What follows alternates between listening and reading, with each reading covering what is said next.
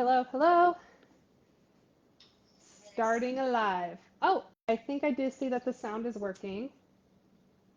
Okay, I'm just testing sound right now, but I am doing my second, but technically first official live stream Bakealong. We are making creme brulee. So I'm just testing my equipment right now. And I saw something about my sound working, so I think I'm good. Okay.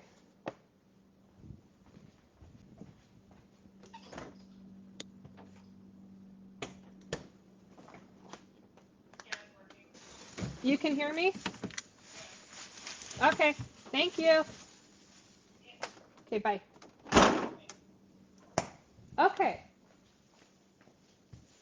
Forgot to pull out my lemons, which is a big part of this creme brulee that I'm making. So we'll see if anyone joins, and then we can also. Hello, Arundini. Arr, I miss you. I'm just gonna share this live stream real quick, and then I want to get started right away because I don't like when live streams take forever. So I'm just gonna post this on my timeline. Bakealong happening now. Okay. How are you doing, mi amor?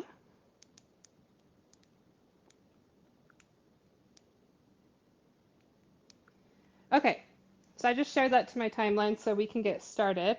But I'm going to be making I call it a lemon bean creme brulee. So typically creme brulee is just a vanilla custard that's in a little ramekin dish like this. I just barely made this batch so that I can easily show you guys the torching at the end. This is not fully set yet. I literally just pulled this batch out of the oven, but that's okay. It kind of gives you an idea of what we're making here. So typically, yes, this is a vanilla custard. I don't really see people adding flavors to them very often, but it has been done before easily. So I decided it'd be fun to do a little bit of lemon. I'm actually not a huge fan of fruit or lemon, but this was so good. Um, and I've made this a couple times recently to test out this recipe. And when I made it for my mom just the other day, I was like, Mom, how does it taste? And she was like, shh, shh, quiet, because she was just enjoying it. So, anyways, it's very simple, so easy to make. And that lemon just adds like a little touch of just a little pucker of tartness. I keep thinking I have everything I need pulled out, and then I remember all the stuff I haven't pulled out yet. So, I'm just going to wash my lemon real quick. And I'm going to wash my hands one more time, and then we can officially get started. I'm also going to scrub underneath my nails because I think it's very hygienic to do that. Okay.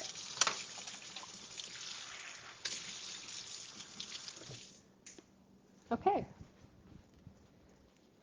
So creme brulee seems a little bit intimidating. I actually haven't made it since I was in school, like 9 years ago. So I've made it a couple times recently just to make sure I have it down and to kind of tweak this recipe a little bit, and turns out pretty good, if I do say so myself. Uh, and it seems complicated. It's really not. It's so stupid simple. So first, I'm going to start by prepping my lemon for this recipe. So we're going to be using, just to add that little bit of lemon taste to it, we're going to be using the lemon zest as well as lemon juice. Now, there's a reason why we're using both on this recipe. So if you don't know, the zest of a lemon is going to have more sweet notes to it, whereas the juice of the lemon is going to have more sour notes to it. So they both will give you that lemon flavor, but they will both give you slightly different flavor profiles. So we're going to use a little bit of both. The juice will help to punch that lemon flavor just a little bit more, but the zest will kind of sweeten it a touch. Okay. So first, to zest a lemon, super easy. What I'm going to do here is actually squish my lemon first. So I have found that this makes zesting so much easier. And just by rolling it on the countertop like this, it is going to give you more surface to scrape every time you're using this. Whereas when it's more rounded and you're using your zester, this is what mine looks like. When it's more rounded, it's just going to take you longer to cover the entire surface of the lemon, but squishing it, you're able to get more surface all in one go because it's a little bit more squished and it'll just go by faster. And you're less likely to slip and zest your own hand, which I have zested my hand before. It's not pleasant. I'm actually going to zest this straight into my bowl. Now I've done this recipe as a double recipe. If you double this recipe, then you can do a whole lemon. We just need half of the lemon for the zest and the juice. Otherwise, you can risk throwing off your recipe with too much juice. And if you ever have questions, let me know. I know a lot of people will watch the replay later. So I will be trying to do live stream bake-alongs every month. I'm trying to get in the habit of doing that. So uh, I've already looked ahead at the rest of the year into January, and I've already scheduled myself. Well, I haven't scheduled the exact days, but I've already decided what I'm going to bake every single month. And so I'm going to shoot for the very start of every month, depending on what my schedule looks like, and I'll be doing live stream bake-along for fun. So definitely recommend joining the group, participating. I'm going to try and make it a lot more active. I'm still in the very early stages of pulling all of this together and making it work. So just dumping this zest into my bowl. I'm not going to bother with the entire lemon because that's just a lot for only 6 creme brulees. Okay. So I'm going to be dumping that in and just making sure I'm dumping all that zest in like so. Okay. Easiest first step ever. So this is where some of my other ingredients are going to go in, and there we go. You can kind of see I have some zest on the inside of my bowl. Okay, I'm going to set that aside for 2 seconds. I'm going to cut my lemon and I'm going to juice it. So I usually just like to cut it on one end like so because I don't like having to juice both sides. And I'm just going to cut a little X. I just like cut little grooves straight down this way and this way just a little bit, just so that when I juice it using my handy dandy little juicer here, that it's able to split open a little bit more and I can do the entire lemon in one go. Hope that makes sense. I'm still used to my camera equipment and I'm like very happy with how easy you can see everything here. But I should probably clean up as I go. I'm a little chaotic in the kitchen. Okay. So I'm going to juice this entire lemon and then I'm going to measure about half the juice that comes out of it. And I don't feel like you need to have exact measurements as far as this goes. I just use 1 large lemon. Very simple. Okay. Should be done with that. So now I have my juice. I'm going to take that, set it aside for now. We're going to come back to the lemon zest. So something that you should always do when using lemon zest is that you should release the essential oils from that zest.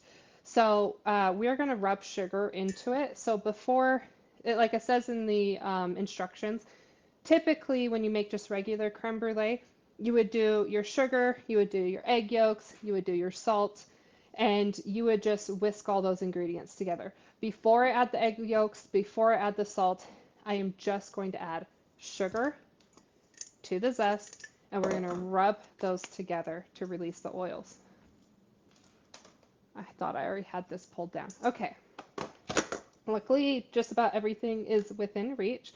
So I'm going to measure out my sugar here, which I did just barely have pulled up. Let me pull that up again.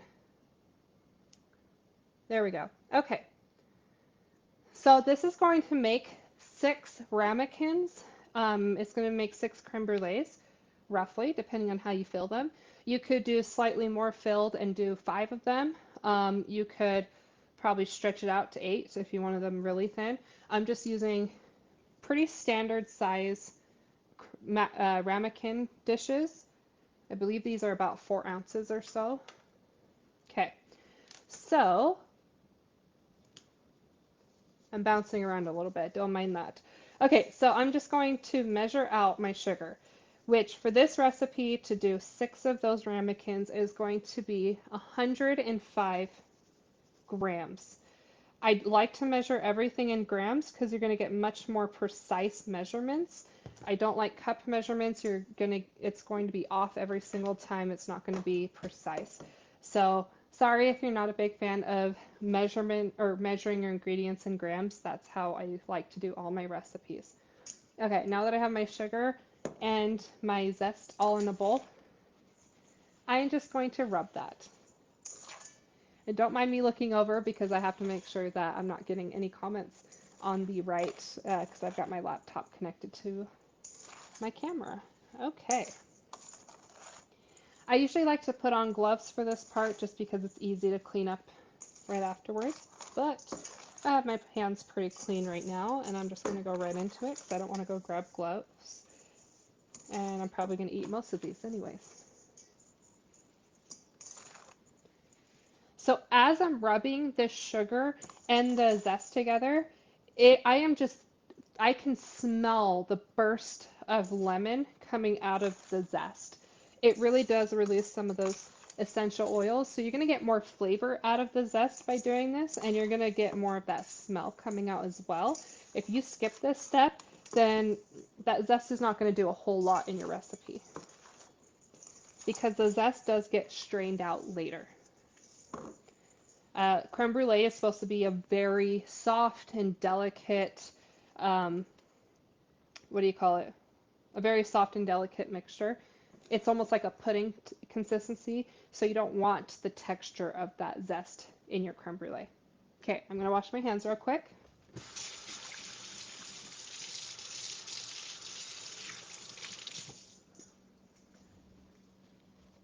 Perfect. So super simple. Sugar and zest. We're off to a good start. Okay, from here, I'm going to add my salt. So it just says to add a pinch of salt. This will help to just enhance some of the flavors in here. Perfect. And then we're going to do 5 egg yolks. So this does have quite a bit of yolk in it, no egg whites. The yolk is really going to help to set your creme brulee.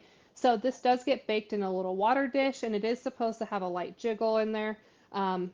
This one has not cooled down completely, but the yolks in there is going to give it that beautiful yellow color, and it's also going to, the beautiful yellow color, what am I trying to say? And it'll help to set it, so it's more of like, it's not like too runny. Okay, so typically when I'm doing my egg yolks, I'm separating my egg whites and my egg yolks, I use a 3-bowl system. So that is my main bowl that I'm going to be dumping everything into, and I'm going to have 2 bowls over here. And basically, if you get any yolks that break into your egg whites, it's going to be really hard to separate that, and you're best a lot of times to just throw that away and start with a fresh egg than trying to separate that broken yolk away from the white. And you can save your egg whites. So this is from the batch I made just a little bit ago. I only made a couple creme brulees with this one, but you can see I have egg whites in this bowl, and I can use those egg whites for something else. So actually after this, I'm probably going to make Italian macarons just because, and I'll use those egg whites for the Italian macarons, but if I have any broken yolks in there, then that can ruin my meringue base for my macarons. Okay, so I'm just going to crack and separate, and it's best to just be very patient with this process. Okay, so this is my 3-bowl system. I have my egg whites, I have my egg yolks, and I am going to dump that in. You can see my yolk kind of broke. I do have yolk left on the side there. And actually, to make my life a little bit easier, I'm just going to dump some of the whites over here. Just because I have a dirty bowl here. And then I'm just going to separate, drop that in. So right now I'm at 2 eggs. And I just need 3 more. Try not to be too aggressive with your egg cracking. So you want to be very gentle with it, because if you're very aggressive, you risk breaking the egg yolks, or you risk shells in your mixture. This is also, the 3-bowl method is also fantastic for catching the broken eggshells that can get inside, which is gross.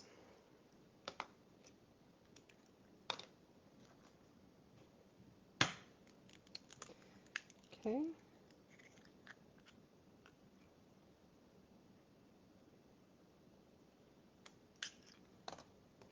Drop that in. Drop that in. How many yolks am I at? Oh, shoot. Oh, no. I'm so bad at this. Okay. I think we had 1, 2, because I had other eggs in here. So I did 2 before. So I think that was the 5. So I'm just going to try and get rid of some of the leftover yolk that's stuck in this bowl. And then I'm just going to set this off to the side.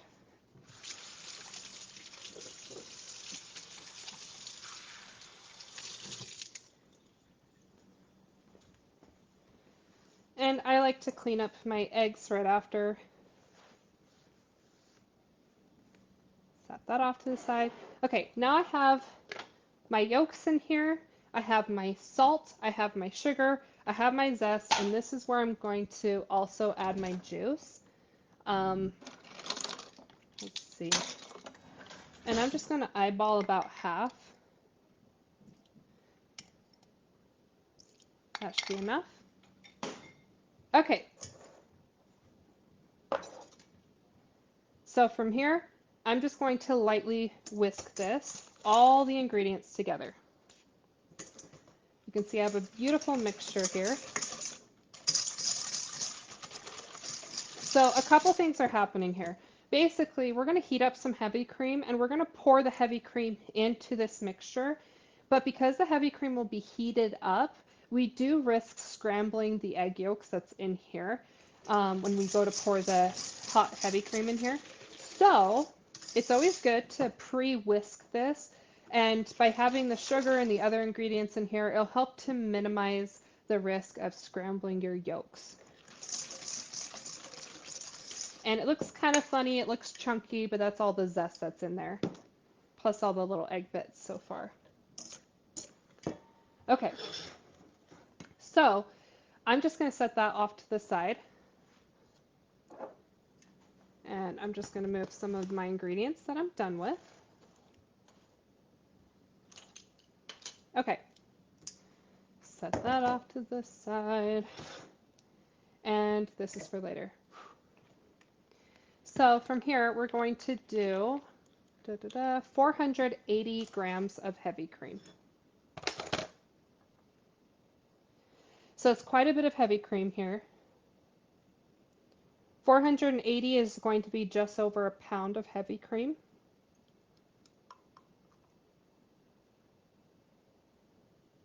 So pour that right in. Super simple.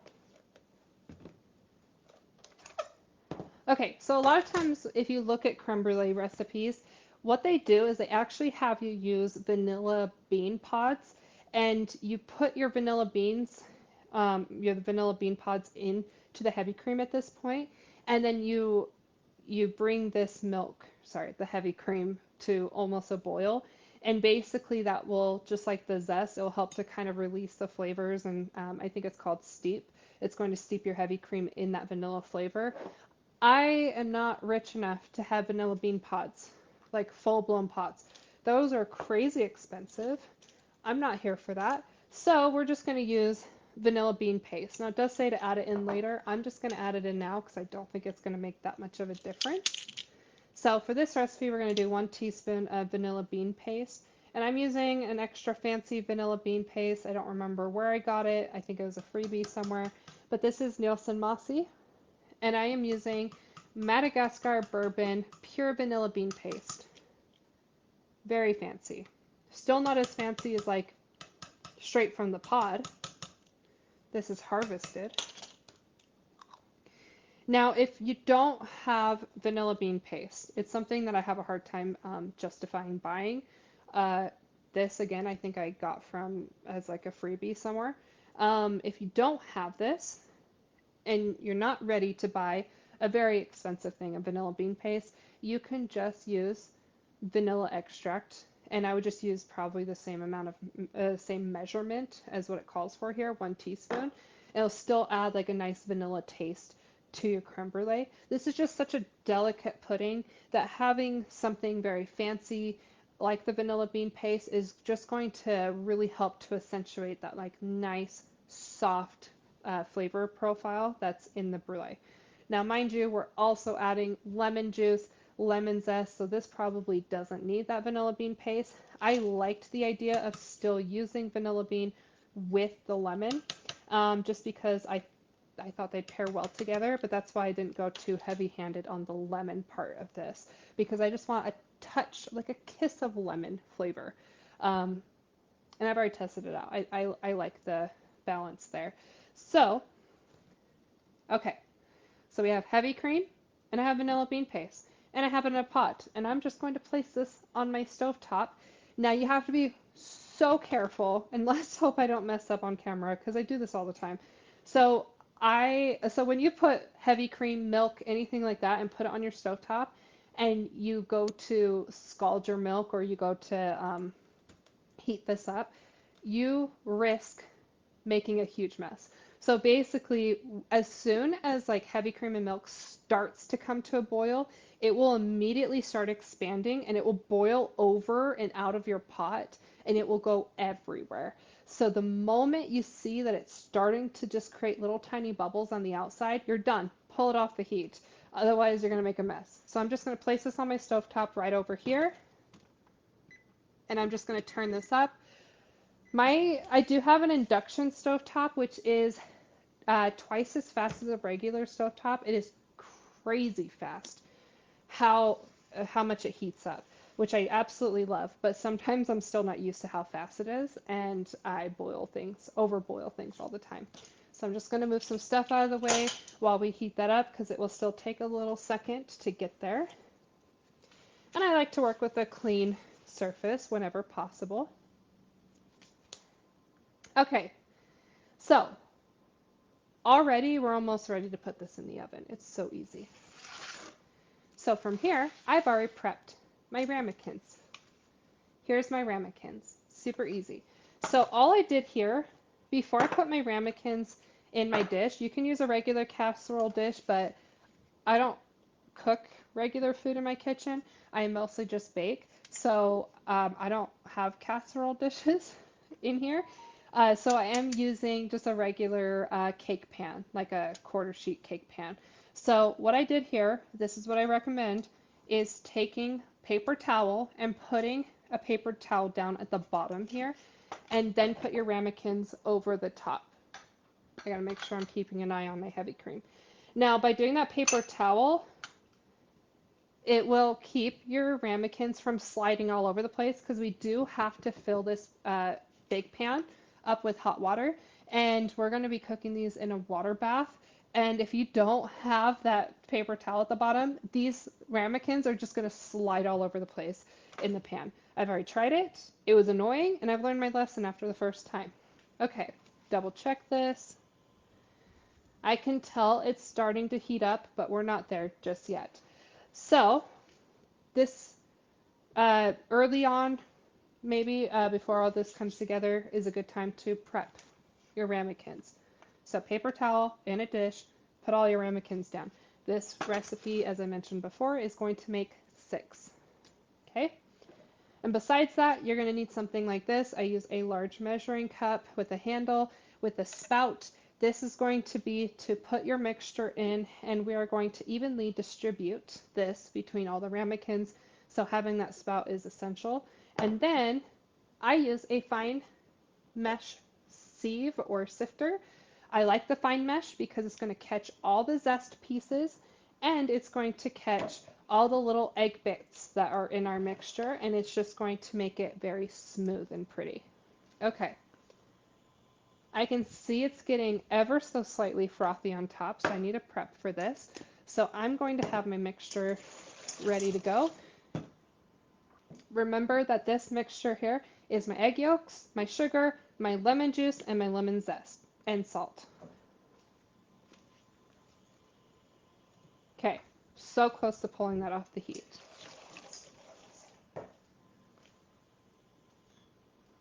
I think we're good. I'm not going to risk it going any further.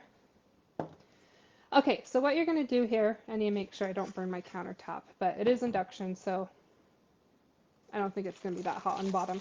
So from here, you're going to want your whisk with your yellow mixture, and you're going to want to pour this in so slowly, especially at the start. You have to be very gradual about this because, as I mentioned earlier, you risk cooking your egg yolks, and you don't want to scramble your eggs. There's a lot of recipes where you risk scrambling your eggs, and you have to be so careful. Okay, I'm just going to put down a towel like this to keep my bowl from sliding around because I'm going to be using one hand to whisk and one hand to pour in. I don't want the bowl just moving all over the counter, so it's just on a wet towel. And hopefully you guys can see this. I do have it turned more towards you. So I'm just going to very carefully pour just a touch of that heavy cream into my mixture. This is gradually going to bring this mixture to the hot heat of my heavy cream without scrambling. Okay. Now you don't want to be crazy aggressive with your whisking. If you're super aggressive, you're going to create a lot of air bubbles, and the air bubbles on top is going to be less attractive on your creme brulee, although a lot of that does get kind of covered with your torching when you do that nice signature glass top, the torch top. But if you want it to look super aesthetic and pleasing and you care about that, then be a little bit less aggressive with the whisking. You can also skim the foam off the top if you overdo it. Okay, now that this mixture down here is coming to this temperature, I can go a little bit faster. I don't remember what this process is called. There is a name for this part.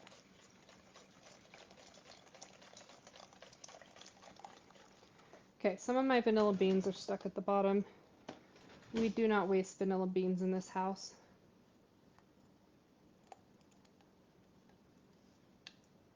Okay, perfect. So again, just going to gently whisk all of this together. Make sure I'm not leaving any parts out. Some of those like outer edges, you know, there was some of this that wasn't fully incorporated in.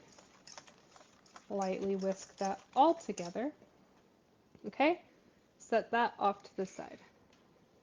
Now, this is where I have my very large measuring cup and my fine mesh sieve. And this is where we're just going to pour this entire mixture into this cup.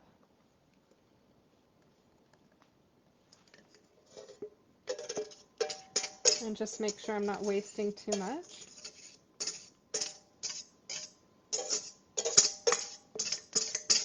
Okay, perfect.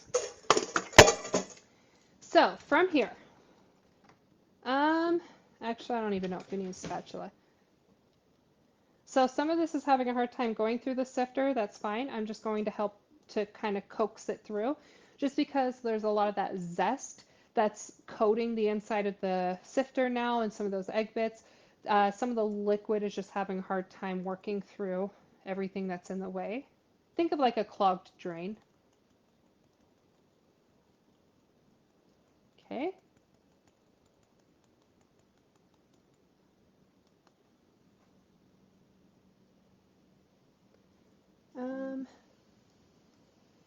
Okay, sorry, I'm just checking.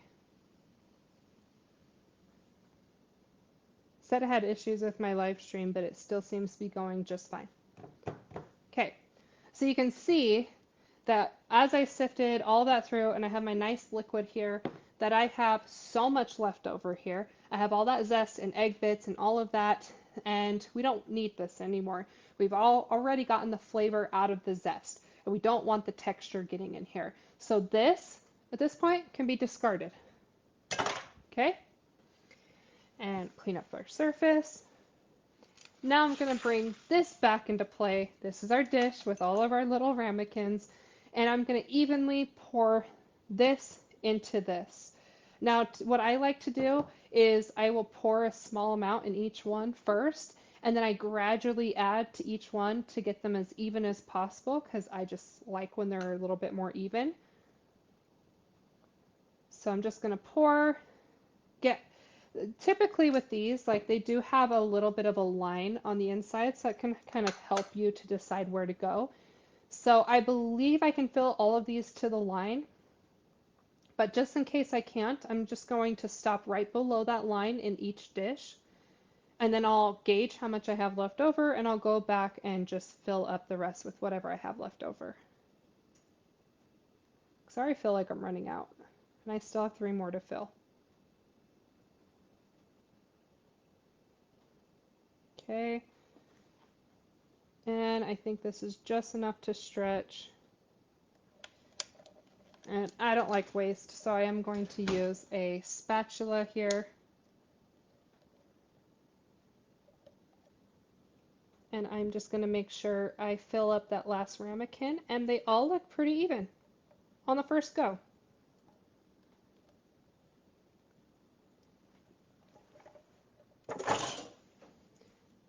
Beautiful. I think this dish back here is a little bit less than full compared to the others, but it's so close. Okay, now I did preheat the oven at the beginning for 300 degrees. I found that works for me.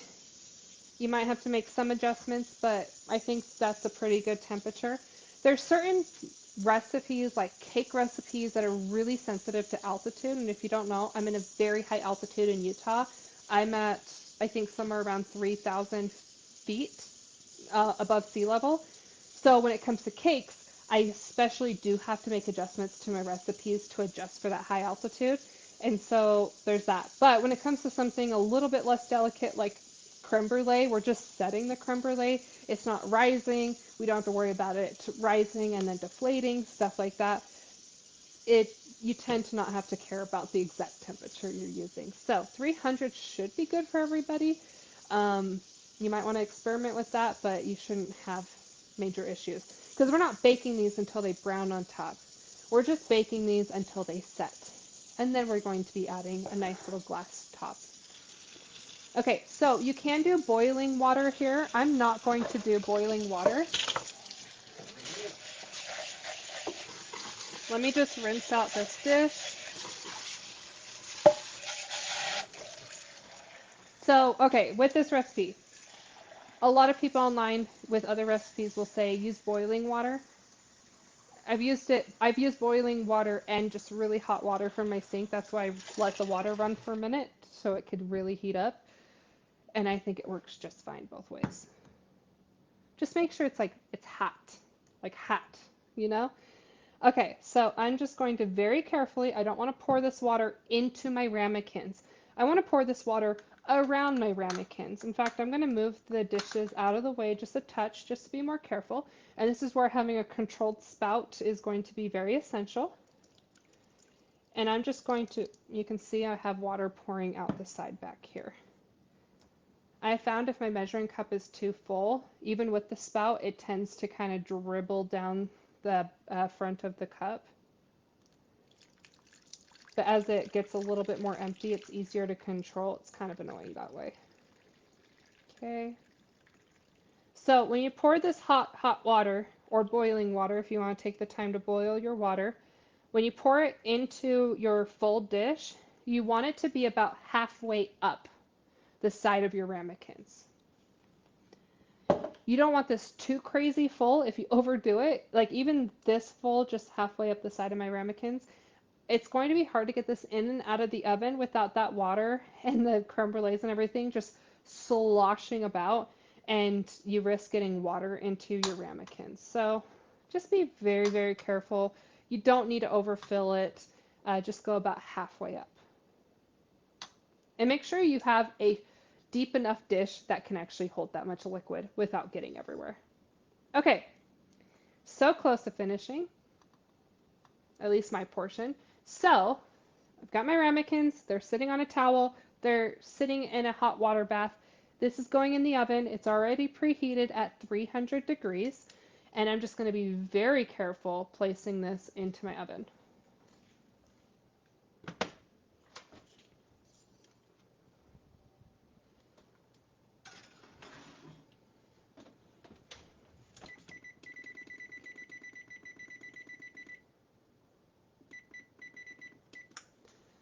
Okay, now I've put it in the oven at 300 degrees. I like to bake mine for about 35 minutes. I think that's a good amount of time. Again, that amount of time might vary depending on your altitude, so you'll just have to watch it. If you're more at sea level, then you're going to have different results than me.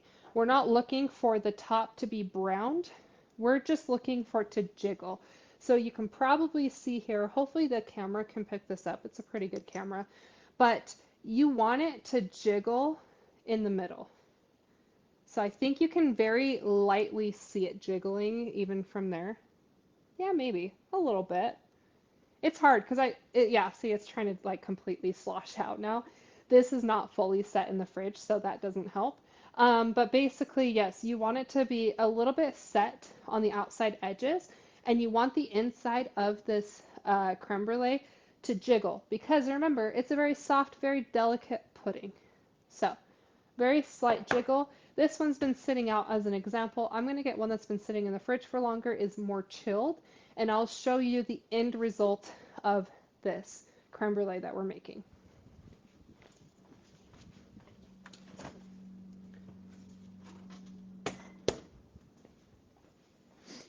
Okay, this one has been sitting in the fridge for a little bit. It's not really jiggling anymore, but that's okay.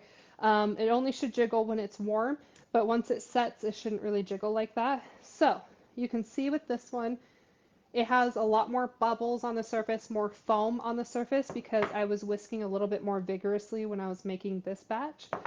I just am using this as an example for you guys. Whereas this one I was a little bit more careful, the one that's in the oven right now, I was a little bit more careful with adding a lot of air and bubbles and foam into my mixture.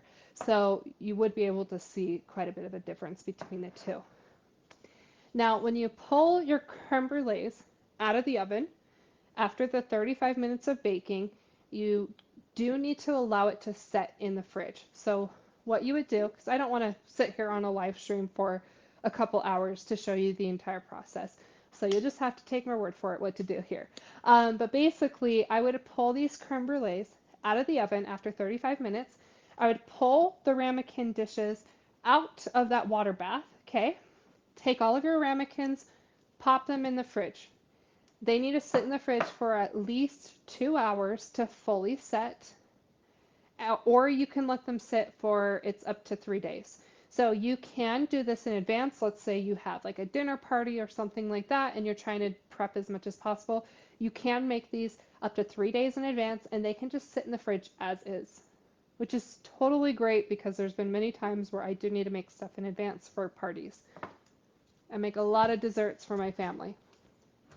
Okay, from here, you do have to torch them last minute. You cannot torch them in advance. So there's a couple reasons for that. So to torch that and give it that iconic glass top is literally just sugar. We're just going to sprinkle sugar on top and we're going to lightly torch it.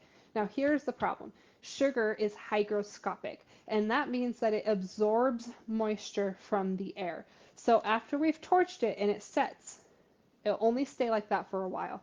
Once it starts to absorb the moisture from the air, it is sitting on top of this creme brulee that is a little bit liquidy as well. So it's going to start absorbing moisture out of the creme brulee itself. It's going to start absorbing moisture from the air, from your fridge, whatever. And it's going to slowly become soft. and it's going to slowly become sticky, and it is no longer going to be that beautiful glass top that is supposed to be on a creme brulee. What's very iconic, if you've never had creme brulee, is after you have that glass top, you can actually like hear. Usually what I like to do is I like to scrape my spoon over the top, hear that little nice sound of that hard sugar on top, and then you crack into the sugar, which I'll show you at the end. So yes, you do have to torch it at the last minute before you serve it. I live in Utah again, and Utah is very dry. I'm at near zero humidity, so I do have a little bit more time where I could torch this and wait to serve it. I don't know what that time is. I have never torched something and not eaten it right away. Creme brulee goes by really fast in this house. So it's kind of hard to say, but you wouldn't want to do it hours in advance, that's for sure, especially if you live in a very humid area. Okay, now we're actually going to torch it. So I'm going to use this as an example. I have sugar. I don't measure the amount of sugar that I use, but I would say probably around a teaspoon, maybe a little bit more, kind of just depends. You don't want a very thick layer of sugar, but you don't want it too thin. You want to be able to completely coat that top in a very thin layer, or not very thin, but you want to coat that top in a nice little layer of sugar. And then what I like to do is take a spoon and I just very gently push the sugar around until the entire top has been coated in sugar. And what I'm actually going to do here is move the camera down just a touch so you can actually see me torching it. So let's move this forward. Okay, and move it downwards a little bit. Don't mind my little tracking tape here. Perfect. Okay. I have to be able to see what I'm doing here. Okay. So I do have my dish here. You can see lightly coated in that sugar, and I just very gently pushed it around like this. And then I'm going to take my torch. I have a lot of torches. This is the one I'm going to be using. Not my favorite, but it's the one that's working for me right now. I have bad luck with torches. So I have my little creme brulee torch. I use it oftentimes for ice malt more than anything, but hopefully you have a torch and hopefully you know how to use it. Mine has a little safety feature on the back where I always have to pull this down before I hit the button. Very annoying. Before you turn this on, I do like to have mine at a slightly lower setting. I don't like to have it too high because you risk burning your sugar before the entire surface has been melted down. So I like to control the amount of flame I'm using, and then I'm just going to hold this down. Okay. And I'm just going to go in little circles, and I can see some of that sugar turning to liquid and kind of forming little tiny droplets on top. And I can see some of it is starting to turn another color, kind of like an amber color. And I just want to make sure I'm distributing the heat very evenly and very carefully. I'm actually going to turn up the heat just a touch. I have some torches where I have to have it very, very low, and other torches where I have to have it a little bit higher. So you just have to kind of play around with your torch. Okay, I'm going to turn this up more. And creme brulee, this part can be a little bit time consuming. I would say it's the most time consuming part. And just being very careful, very gentle, and just trying to cover all the surface area, including the edges, with your heat. And if you see parts that are turning too much amber, avoid those places and work on other areas. And let it cool down while you torch other areas of your creme brulee.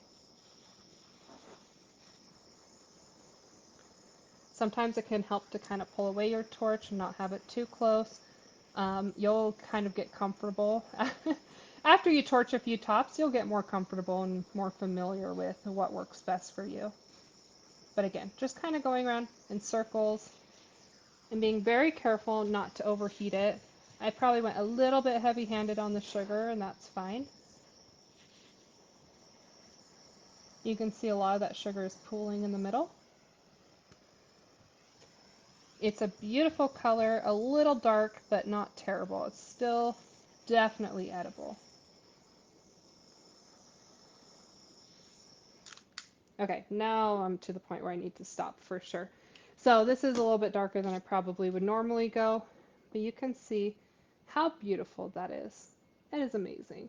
Now from here, I do need to let this set for a second because you don't want to immediately try to eat this. Now, if you remember, I mentioned that when you're doing this part, what's iconic about creme brulee is being able to scrape your spoon over the top and hearing that glass surface. And what everyone loves doing with their creme brulees when they're eating them is kind of scraping that top, you can hear it, and then cracking the surface. So if I try to do this right away, it is still liquid. It is not ready for me to crack the surface. It really doesn't take that long. I would say give it about 60 seconds or so, depending on how warm it is. I did heat this quite a bit. You can see I have a very, very dark amber color, so it's going to take it's going to take slightly longer to cool down. So I can see as this liquid is touching the back of my spoon, it's immediately hardening. So it's getting really close to being ready. Typically what I like to do is I like to put this back in the fridge, not for very long.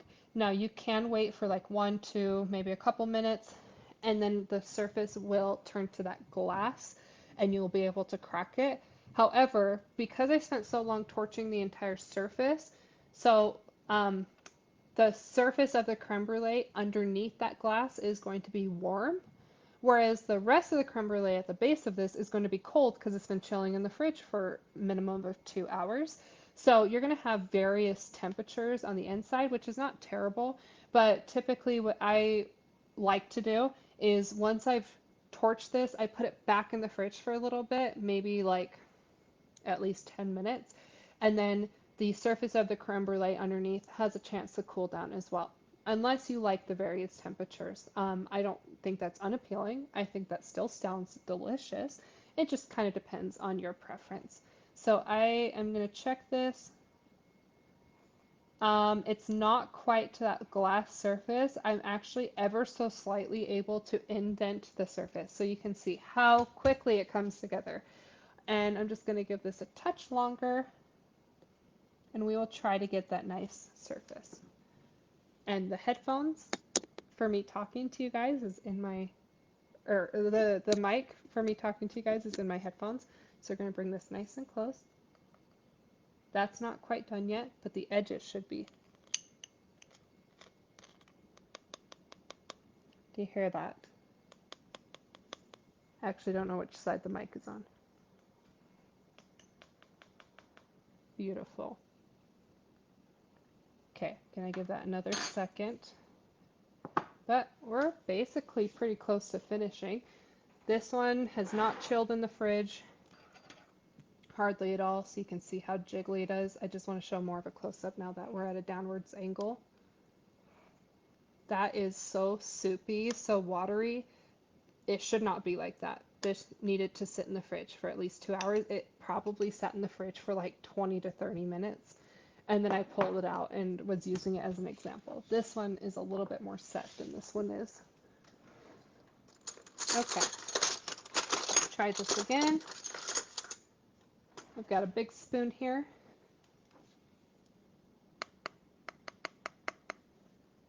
You can hear that beautiful sound.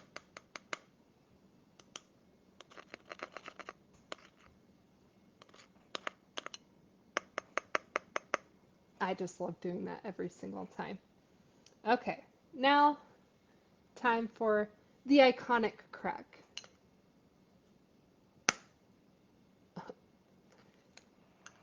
And I have this beautiful glass surface. And again, this one is still going to be not as soupy as this one, but a little bit soupier. It will be more set when you let it sit in the fridge for 2 hours, unlike what I did not do. So, but it's still so beautiful to see that cracked surface there. And then you get like a nice caramely sugar crunch on top of your creme brulee. and that very soft pudding with the very delicate vanilla bean paste flavor and like the nice little punch of lemon in there as well, like a nice delicate punch of lemon is, no, the kiss of lemon is what I said earlier, is just so beautiful. So I'm going to take a bite.